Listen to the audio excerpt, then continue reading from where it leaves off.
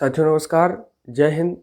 साथियों हम अधिगम का मनोविज्ञान एवं विकास में आज चर्चा करेंगे बाल्यावस्था में विकास की। और बाल्यावस्था में विकास के साथ साथ बाल्यावस्था की मुख्य विशेषताएं क्या होती हैं, आज इस प्रमुख बिंदु पर, एक प्रमुख पहलू पर आपसे बातचीत करेंगे। तो बाल्यावस्था में विकास, डेवलपमेंट इन चाइल्डहुड। तो शैशवावस्था के तुरंत बाद बाल्यावस्था आरंभ हो जाती है। जैसा कि आप सभी जानते हैं कि शैशवावस्था जन्म से 6 वर्ष तक मानी गई है और इसके बाद बाल्यावस्था आरंभ हो जाती है। मनोवैज्ञानिकों के अनुसार बाल्यावस्था बालक का निर्माणकारी काल है, अर्थात इस अवस्था में बालक का निर्माण का कार्य एक प्रकार से महत्वपूर्ण हो जाता है। इस अवस्था में बालक व्यक्तिगत, सामाजिक और शिक्षा संबंधी बहुत सी आदतों, व्यवहारों, रुचियों तथा इच्छाओं के प्रतिरूपों का निर्माण कर लेता है। इस काल में बालकों में आदतों और इच्छाओं, जो रुचियों के प्रतिरूप बनने लगते हैं, वे लगभग अस्थायी रूप धारण कर लेते हैं और उन्हें सरलतापूर्वक रूपांतरित नहीं किया जा सकता। और सामान्यतः बाल्यावस्था में मानव जीवन के लगभग 6 से 12 वर्ष के बीच की आयु का वह काल है जिसमें बालक के जीवन में अस्थायित्व आने लगता है और वह आगे आने वाले जीवन की तैयारी करता है। और बाल्यावस्था की यह आयु शिक्षा आरंभ करने के लिए सबसे उपयुक्त मानी जाती है। तो बाल्यावस्था के विकास में हम ये सारी बातें देखते हैं। अब हम बाल्यावस्था की मुख्य विशेषताएं क्या है इस पर नज़र डालेंगे, जिस पर पहली बात है कि शारीरिक एवं मानसिक विकास में स्थिरता, stability in physical and mental growth, यानी जो है शारीरिक और मानसिक विकास में धीरे धीरे स्थिरता आने लगती है। और बाल्यावस्था में विकास की गति में स्थिरता आ जाती है और विकास की इस दृष्टि से इस अवस्था को 2 भागों में बांटा जाता है। 6 से 9 वर्ष संचय काल, इसको कहते हैं कंजर्वेशन पीरियड, और दूसरा है 10 वर्ष से जो है परिपाक काल, कंसोलिडेशन पीरियड। तो ये 2 पीरियड बहुत महत्वपूर्ण है। रास ने जो है बाल्यावस्था की मिथ्या परिपक्वता, स्यूडो मैच्योरिटी को बताते हुए कहा है कि शारीरिक और मानसिक स्थिरता बाल्यावस्था की सबसे महत्वपूर्ण विशेषता है। यानी इस अवस्था में शारीरिक और मानसिक विकास में स्थिरता रहती है। दूसरी चीज क्या है? मानसिक योग्यताओं का विकास, डेवलपमेंट इन मेंटल एबिलिटीज। तो इसमें जो है बर्ट ने कहा है कि इस अवस्था में बालकों में सभी आवश्यक मानसिक योग्यताएं विकसित होने लगती हैं। मूर्त तथा प्रत्यक्ष वस्तुओं के लिए सरलता से चिंतन कर लेना, समझने, स्मरण करने, तर्क देने आदि की जो योग्यताएं हैं, ये धीरे धीरे बालक में विकसित होने लगती है। तीसरी चीज हम क्या देखते हैं? प्रबल जिज्ञासा प्रवृत्ति, इंटेंस इन क्यूरोसिटी। बालक के अंदर प्रबल जिज्ञासा प्रवृत्ति होती है, वो अनेक चीज़ों को जानने की, समझने का पूरा मन बनाता है। अब चौथी चीज़ है वास्तविक जगत से संबंध, रिलेशनशिप इन रियल वर्ल्ड। बालक को वास्तविक जगत, अपने आसपास के वातावरण, अपने आसपास के समाज में रह रहे लोगों से डायरेक्ट कनेक्शन होता है और इस तरीके से वो रियल लाइफ में खुद को जोड़ने का प्रयास करता है।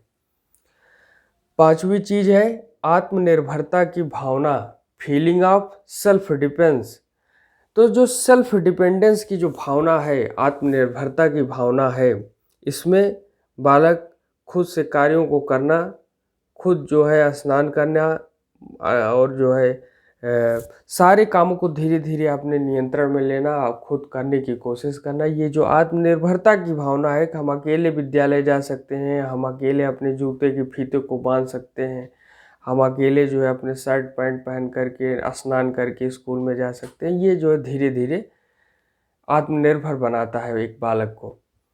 छठवीं चीज है रचनात्मक कार्यों में रुचि, इंटरेस्ट इन कंस्ट्रक्टिव वर्क।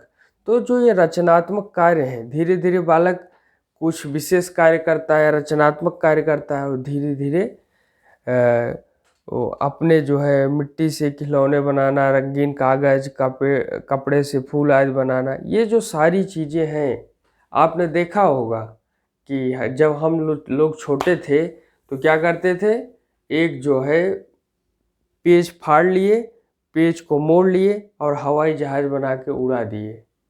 कहीं पानी दिख गया तो एक पेज फाड़ लिए, नाव बना दिए, नाव को पानी में डाल दिए और तैराने लगे।